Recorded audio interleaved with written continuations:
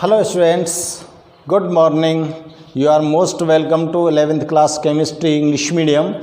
Students, our chapter 2nd, structure of atom is going on. In this chapter today we are going to study about photoelectric effect.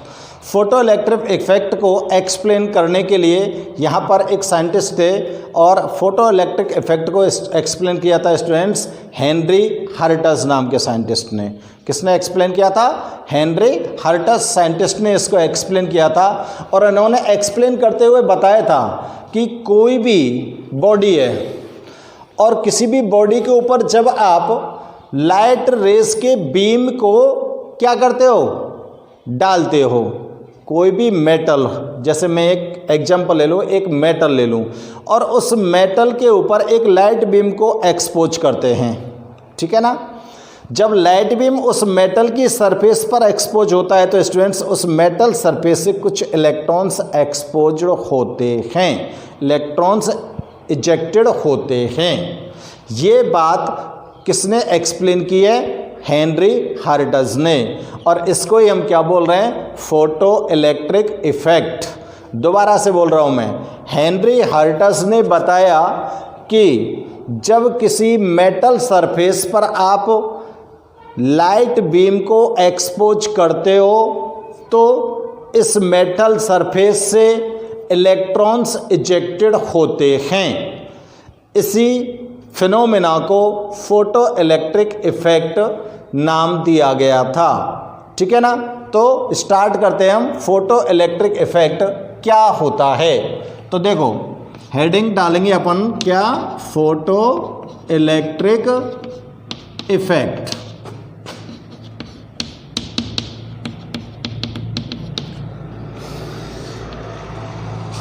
तो first of all क्या check करते हैं? First of all check करते हैं इन 1887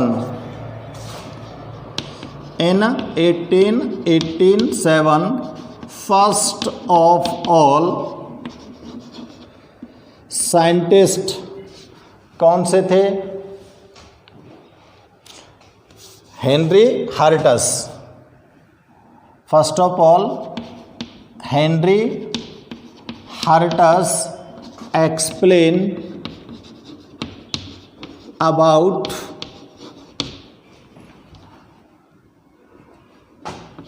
this effect। कौन सा effect है? Photo electric effect. और इन्होंने क्या एक्सप्लेन किया था तो देखेंगे। हर्टज ने एक एक्सपेरिमेंट किया था और उस एक्सपेरिमेंट में उसने क्या कहा था, क्या बोला था कि कोई मेटल प्लेट ली और उस मेटल प्लेट पर डाला लाइट बीम और लाइट बीम डालने पर उसके अंदर से क्या इजेक्टेड हुए? इलेक्ट्रॉन्स। ये एक्सपेरिमेंट किया था हर्टज ने, ठीक है ना। तो लिखेंगे hertz perform a experiment.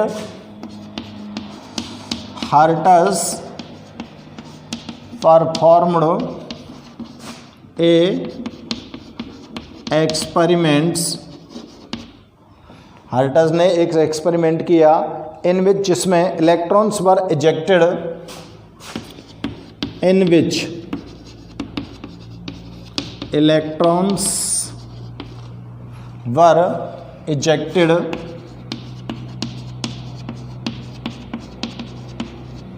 Electron ejected होते हैं, इजेक्टेड when certain metal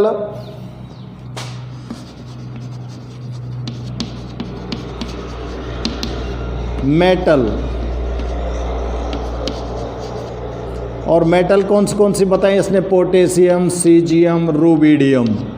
ये मेटल बताई थी। सर्टेन मेटल लिखा है ना हमने, तो सर्टेन मेटल कौन सी हो सकती हैं, है ना। when certain metal were exposed to a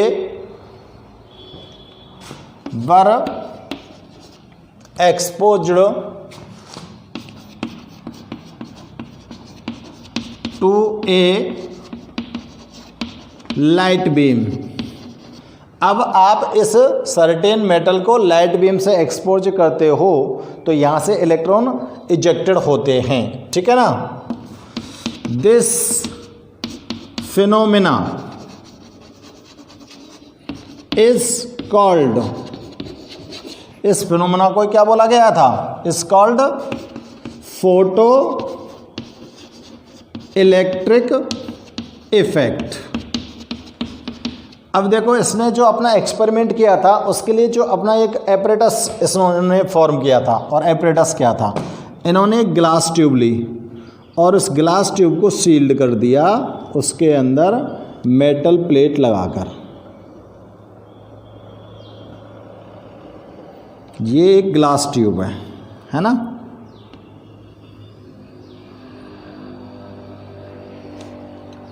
और इस ग्लास ट्यूब के अंदर यहाँ पर इन्होंने मेटल की प्लेट को सील इसके अंदर रखा। ये एक मेटल प्लेट है और यहाँ पर सामने उन्होंने एक डिटेक्टर रखा। क्या रखा, डिटेक्टर। और ये डिटेक्टर क्या बताएगा, ये इलेक्ट्रॉन्स की नंबर को डिटेक्ट करेगा, इसके अंदर से इलेक्ट्रॉन्स यहाँ पर निकल रहे हैं कि नहीं निकल रहे हैं। और इन दोनों को यहाँ पर अटैच कर दिया स्टूडेंट्स एक हाई वोल्टेज बैटरी से, और यहाँ पे लगाया इन्होंने अमीटर। बैटरी के साथ अटैच कर दिया और मेटल सरफेस को भी अटैच किया। ठीक है, इस तरह का एपरेटस उन्होंने डेवलप किया था। और ये जो ग्लास ट्यूब थी, इस ग्लास ट्यूब के अंदर जो एटमॉस्फेयर उसने रखा था वो कैसा था, वैक्यूम था। ठीक है ना, ग्लास ट्यूब को वैक्यूम रखा, यानी कि चैम्बर कैसा बनाया, वैक्यूम। लाइन सीधी ड्रॉ करनी है ना, तो लाइन सीधी ड्रॉ इस तरह से। अब तो सीधी आ गई होगी।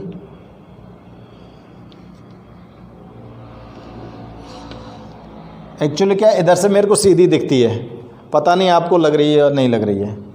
मैं देख लेता हूँ एक बार। नहीं लग रही है ना। देखो फिगर को ध्यान से चेक करूँ। ये यहाँ से लाइट बीम को इस पर एक्सपोज किया है, तो इसके अंदर से सीधे क्या निकलेंगे, इलेक्ट्रॉन्स निकलेंगे। और इलेक्ट्रॉन्स कहाँ पर आकर स्ट्राइक करेंगे, डिटेक्टर पर। तो ये क्या है, डिटेक्टर। और ये लाइट बीम, और ये क्या है, मेटल सरफेस।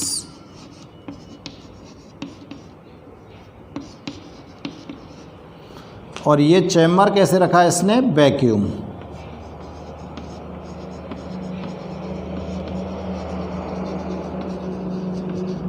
ठीक है, ये अमीटर है। तो बच्चों देखो, यहाँ से इलेक्ट्रॉन इजेक्टेड हो रहे हैं और कहाँ पर स्ट्राइक कर रहे हैं, डिटेक्टर पर। तो जितने भी इलेक्ट्रॉन यहाँ से इजेक्टेड होंगे और डिटेक्टर से आके स्ट्राइक करेंगे, तो यहाँ ये डिटेक्टर इनको काउंट कर देगा कि कितने इलेक्ट्रॉन्स यहाँ पर निकले, है ना। तो जो मैंने एक्सपेरिमेंट को डिफाइन किया है, ठीक उसी प्रकार से आप एक्सपेरिमेंट को यहाँ पर विजिबल कर रहे हो। ठीक है ना। तो हेनरी हर्ट्ज ने एक वैक्यूम चैम्बर के अंदर मेटल सरफेस को लगाया। मेटल भी कैसी थी, सर्टेन, फिक्स मेटल थी। ये मेटल इनमें से कोई सी भी हो सकती है। और उस मेटल सरफेस के ऊपर उसने क्या, लाइट बीम को एक्सपोज किया। इस पर लाइट बीम को डाला, लाइट बीम को एक्सपोज किया, तो इस मेटल सरफेस से ऑटोमेटिकली क्या इजेक्टेड हुए, इलेक्ट्रॉन्स इजेक्टेड हुए। और इसका पता हमको किससे लगा कि सामने हमने एक डिटेक्टर को लगा दिया, जिसको हमने किससे अटैच किया, बैटरी के कैथोड, सॉरी उससे एनोड से, कैथोड से अटैच किया। तो इन पर नेगेटिव चार्ज होता है, इसी की तरफ आएंगी। ठीक है ना, इसी की तरफ आएंगी कि नहीं आएंगी। तो ये जो इफेक्ट होता है स्टूडेंट्स, इसको हेनरी हर्ट्ज ने बोला फोटो इलेक्ट्रिक इफेक्ट। यानी कि लाइट के अंदर क्या प्रेजेंट होते हैं बच्चों, बताओ? फोटॉन्स प्रेजेंट होते हैं। जैसे फोटॉन्स इस पर एक्सपोज होते हैं तो ये फोटॉन्स जो होते हैं इस मेटल सरफेस के अंदर प्रेजेंट इलेक्ट्रॉन्स को अपनी एनर्जी को प्रोड्यूस कर देते हैं और उस एनर्जी को लेकर ये जो इलेक्ट्रॉन है इस मेटल सरफेस से इजेक्टेड होते हैं और इजेक्टेड होकर इस डिटेक्टर के पास आकर स्ट्राइक करते हैं, जहाँ से हमको पता लगता है कि कितने इलेक्ट्रॉन स्ट्राइक हुए हैं। ठीक है ना? तो आपको ये डेफिनेशन के साथ साथ फिगर को भी ड्रॉ करना है स्टूडेंट्स। ये जो एक्सपेरिमेंट है, इस एक्सपेरिमेंट से हेरिटेज ने कुछ रिजल्ट्स को ऑब्टेन किया था। उसने क्या क्या रिजल्ट्स यहाँ पर निकाले इस एक्सपेरिमेंट के, वो हम अब चेक करते हैं। ठीक है ना? देखो रिजल्ट्स चेक करते हैं। The results observed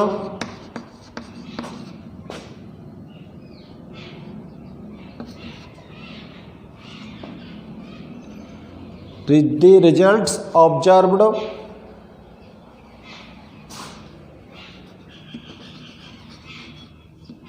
from this experiment, इस एक्सपेरिमेंट से आपको जो रिजल्ट्स ऑब्टेन हुए हैं वो क्या थे, रिजल्ट्स को चेक करते हैं, है ना?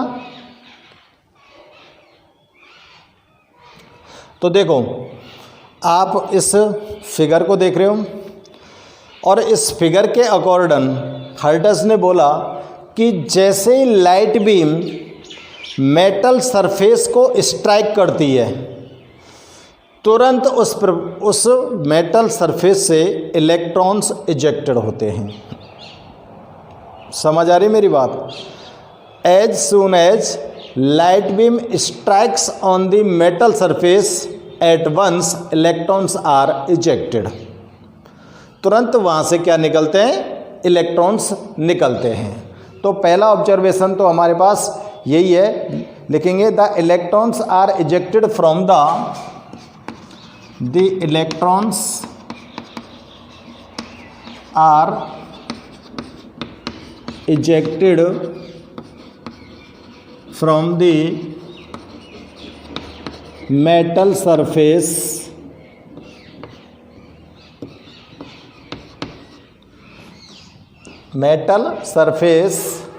as soon as beam of light strikes at the,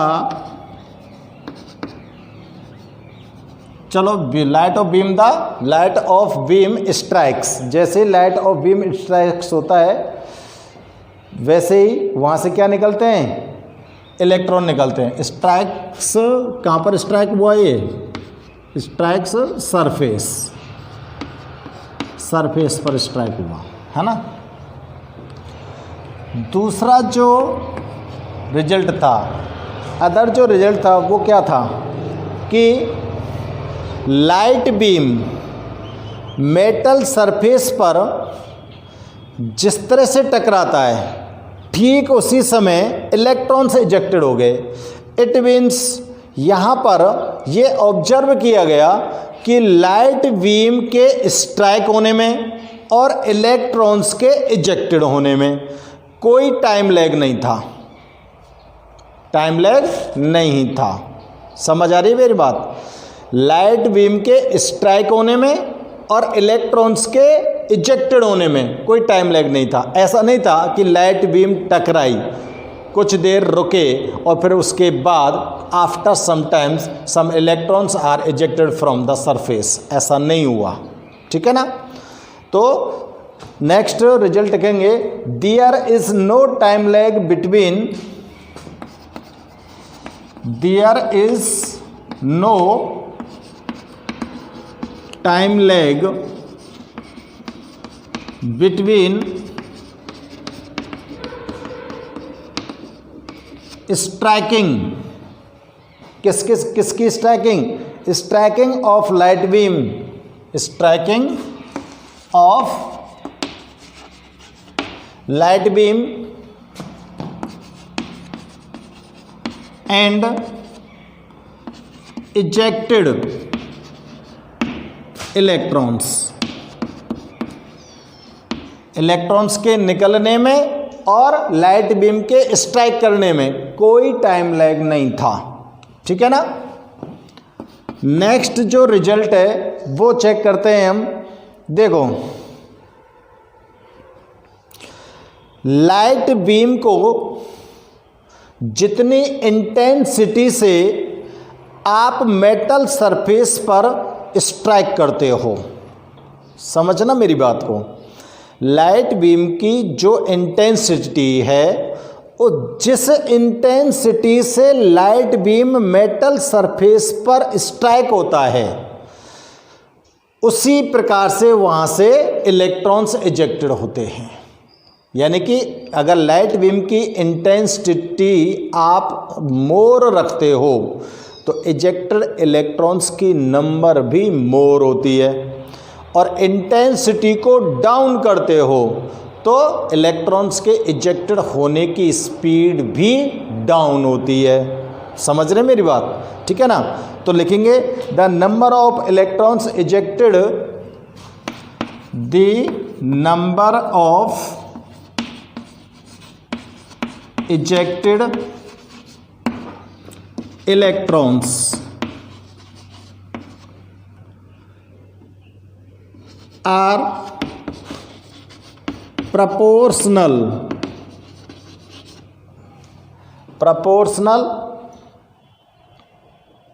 to the intensity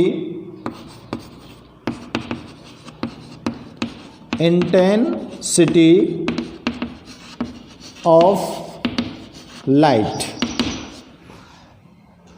are लिखूं कि इज लिखूं?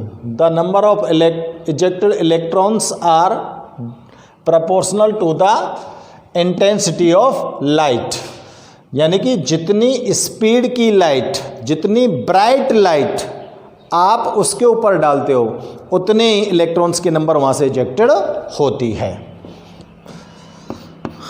नेक्स्ट इसका रिजल्ट चेक करते हैं।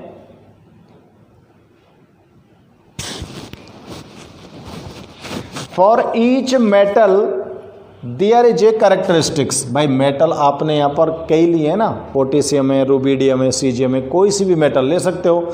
सब मेटल की कैरेक्टरिस्टिक्स अलग अलग होती हैं। ठीक है ना। तो उसके हिसाब से यहाँ से इलेक्ट्रॉन का इजेक्शन होता है। तो देखते हैं, चेक करते हैं। For each metal there is a, for each metal there is a characteristics। प्रत्येक मेटल का एक अलग गुण होता है। कैरेक्टरिस्टिक्स मिनिमम फ्रीक्वेंसी,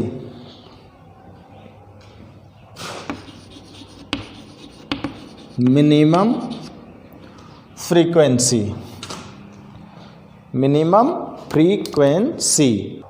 भाई आप यहाँ पर जो डिफरेंट मेटल्स ले रहे हो उस मेटल्स का एक कैरेक्टरिस्टिक्स होता है, उसका एक प्रॉपर्टी होती है कि उसकी फ्रीक्वेंसी जो होती है वो मिनिमम होती है।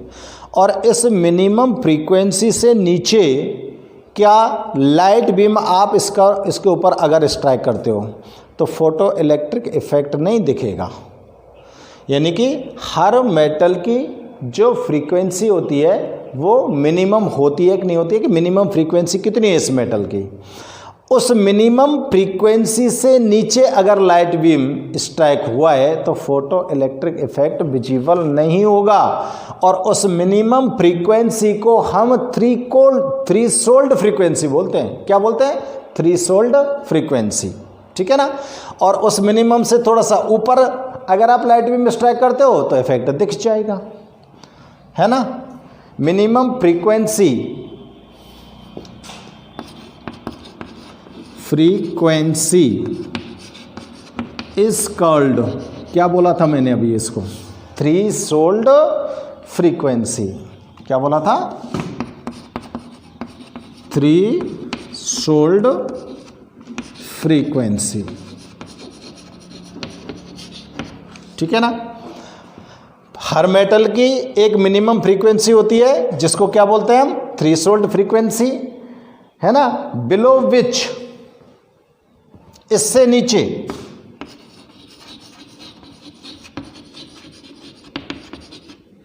Below which photo electric effect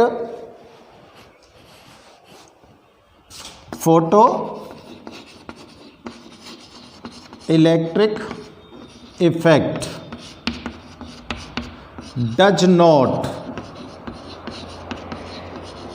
observed.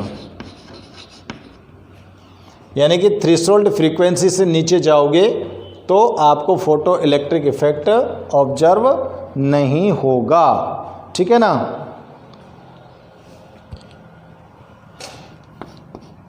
तो देखो मैक्सिमम नंबर ऑफ इलेक्ट्रॉन्स कब इजेक्टेड होंगे, मैक्सिमम नंबर ऑफ इलेक्ट्रॉन्स कब इजेक्टेड होंगे?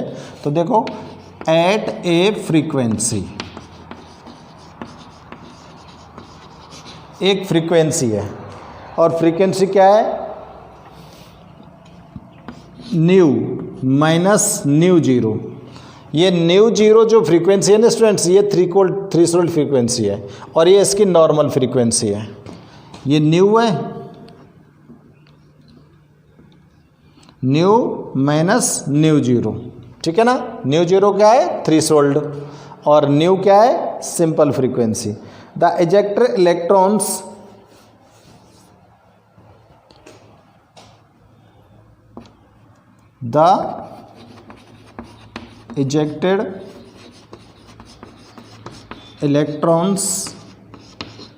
come out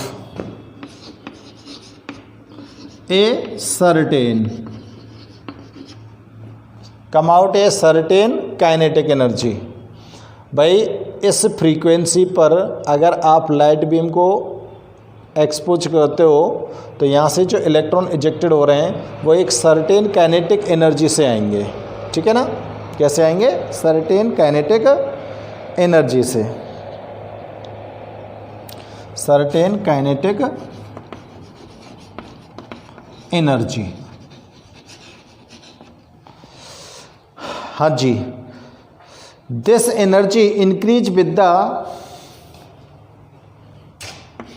इस एनर्जी को आप बढ़ा सकते हो। This energy increased with the, किससे बढ़ा सकते हो भाई? दिमाग लगाओ थोड़ा सा। एक फ्रीक्वेंसी है ये, है ना। ये तो थ्रेशोल्ड फ्रीक्वेंसी हो गई, ये इसकी नॉर्मल फ्रीक्वेंसी हो गई। इस फ्रीक्वेंसी पर जो भी बीम ऑफ लाइट यहाँ पर क्या होगी? स्ट्राइक होगी। तो वहाँ से जो इजेक्टेड इलेक्ट्रॉन्स होंगे उनके पास सर्टेन काइनेटिक एनर्जी होगी। अब आप इलेक्ट्रॉन्स की इस काइनेटिक एनर्जी को इंक्रीज करना चाहते हो तो क्या करो? जो लाइट बीम आप इसके ऊपर स्ट्राइक कर रहे हो उस लाइट बीम की फ्रीक्वेंसी को बढ़ा दो। अगर लाइट बीम की फ्रीक्वेंसी इंक्रीज होती है तो उसी हिसाब से इलेक्ट्रॉन्स की काइनेटिक एनर्जी इंक्रीज हो जाती है ना। तो दिस एनर्जी इंक्रीज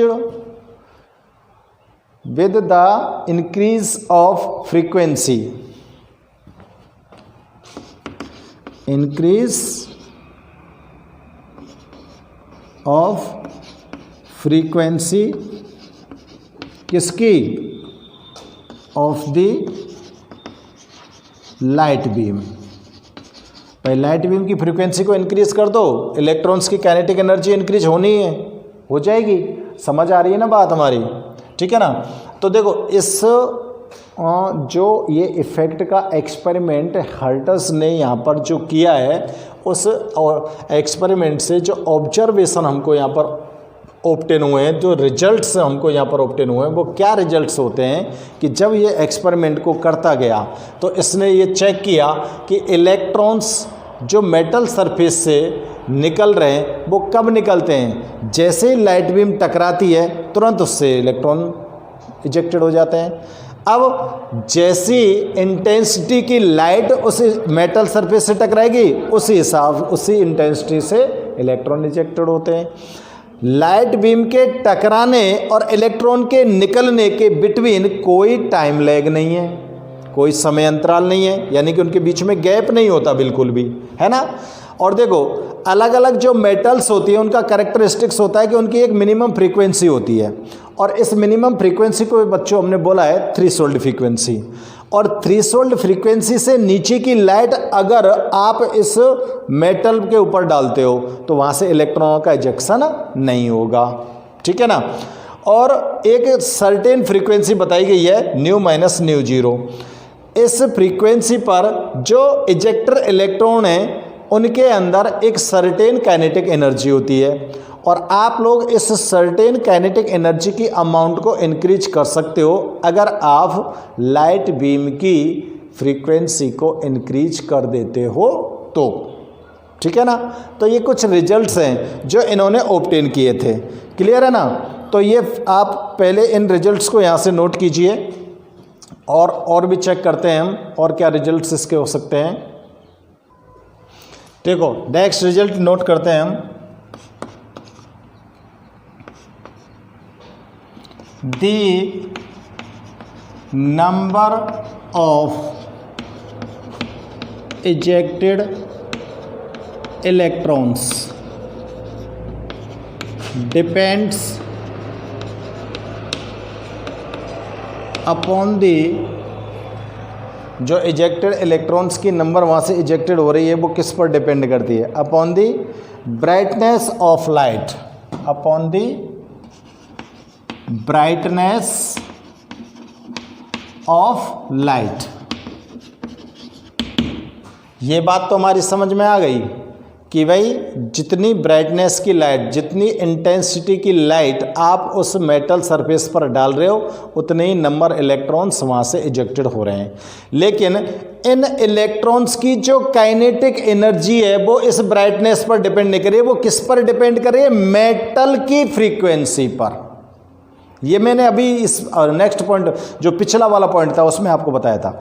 मेटल जो है उसकी कैरेक्टरिस्टिक्स अलग अलग हैं और उनकी एक मिनिमम फ्रीक्वेंसी है जिसको थ्रेशोल्ड फ्रीक्वेंसी बोला था। उस फ्रीक्वेंसी पर डिपेंड करती है किसकी, इलेक्ट्रॉन्स की काइनेटिक एनर्जी, ठीक है ना। क्या डिपेंड करती है स्टूडेंट्स, इलेक्ट्रॉन्स की kinetic energy. But kinetic energy of electron does not, तो यहां पर लिख सकते हैं but kinetic energy of electron does not, depend नहीं करती है,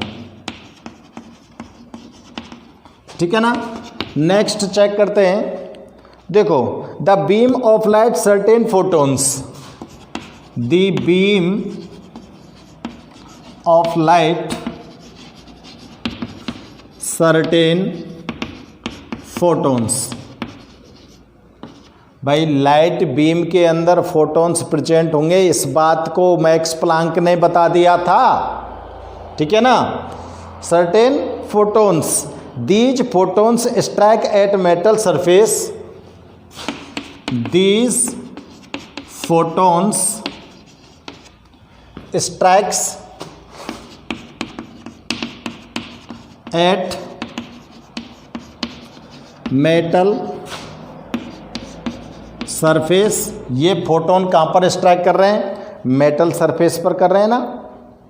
and transfer it's equal energy,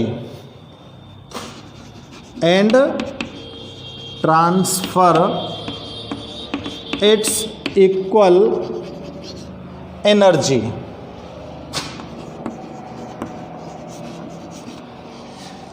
light beam के अंदर जो फोटोन है वो मेटल सरफेस पर स्ट्राइक किए और इन फोटॉन्स ने अपनी जो भी एनर्जी थी वो दे दी किसको, इजेक्टेड इलेक्ट्रॉन को। किसको दे दी, एनर्जी टू इजेक्टेड इलेक्ट्रॉन। तभी तो इलेक्ट्रॉन यहां में से निकल के भगे हैं, समझ आ रही है ना बात। अब देखो the striking photons has energy equal to the striking photon having energy equal to, photon की एनर्जी यही तो है, E equal to h nu, यही तो है, मैक्स प्लैंक ने बताई तो थी, equal to h nu, and minimum energy required to eject, and minimum energy required to ejection of electron, electron को मिनिमम एनर्जी कितनी चाहिए इजेक्ट होने के लिए? थ्रेशोल्ड एनर्जी से ज़्यादा चाहिए, है ना, थ्रेशोल्ड एनर्जी थे, थ्रेशोल्ड फ्रीक्वेंसी थे, सॉरी, इज क्या हो सकती है तो फिर इज एच न्यू 0, ठीक है ना, कॉल्ड, एल्सो कॉल्ड, और इसको हम क्या बोलते हैं, एल्सो कॉल्ड वर्क फंक्शन, इसको हम बोलते हैं वर्क फंक्शन, जिसको डिनोट करते हैं W0 से, ठीक है ना, क्या बोलते हैं हम, वर्क फंक्शन बोल सकते हैं इसको, जिसको W0 से डिनोट करते हैं। Then the difference in energy, then the difference in energy, energy का जो डिफरेंस है किस किस में, difference in energy is transfer as the kinetic energy, is transfer as the kinetic energy. भाई देखो, फोटोन की एनर्जी है ना, और इजेक्टेड इलेक्ट्रॉन की एनर्जी का जो डिफरेंस है, वो डिफरेंस क्या है, काइनेटिक एनर्जी है, और वो काइनेटिक एनर्जी कौन की है, जो इलेक्ट्रॉन्स इजेक्टेड होकर आ रहे हैं, ठीक है ना, kinetic energy of the photo electrons, of the photo electrons, इनको फोटो इलेक्ट्रॉन्स बोल सकते हैं, भाई लाइट से ही तो निकल रहे हैं, ठीक है ना। तो the kinetic energy of ejected electron, कैसे लिखेंगे इसको, इजेक्टेड इलेक्ट्रॉन की काइनेटिक एनर्जी को कैसे डिनोट करोगे बताओ, ठीक है ना।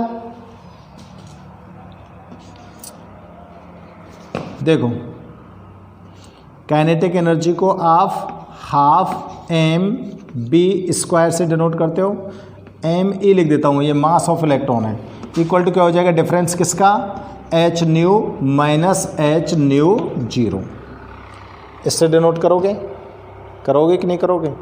इसको और कैसे लिख सकते हैं हम, और h न्यू इक्वल टू क्या हो सकता है, ये क्या हो सकता है बताओ, h new 0 plus half MEV², ठीक है, Me क्या है, मास ऑफ इलेक्ट्रॉन, और V क्या है, वेलोसिटी ऑफ इलेक्ट्रॉन, वेलोसिटी हो जाएगी, और H प्लैंक कांस्टेंट है, इसको जानते ही हो आप, है ना, वैल्यू को पता ही होगा, और न्यू क्या है, फ्रीक्वेंसी, और न्यू क्या है, new 0 threshold frequency, threshold frequency, और न्यू क्या है, फ्रीक्वेंसी ऑफ मेटल, ये मेटल की फ्रीक्वेंसी है, ठीक है ना। तो आप लोग किसी भी इलेक्ट्रॉन की जो फोटो इलेक्ट्रिक इफेक्ट से, मेटल इफेक्ट के द्वारा मेटल सरफेस से इजेक्टेड होकर आया है, उस इलेक्ट्रॉन की काइनेटिक एनर्जी को इस फॉर्मूले के थ्रू डिटरमाइन कर सकते हो। तो देखो थोड़े से इसके रिजल्ट हैं वो लंबे ज़रूर हैं, लेकिन इतने टिपिकल भी नहीं है कि आपकी समझ नहीं आए। तो बच्चों ढंग से वीडियो को चेक करो, ढंग से वीडियो को देखेंगे तो आप सारे रिजल्ट्स को समझ जाओगे। Okay students, good bye.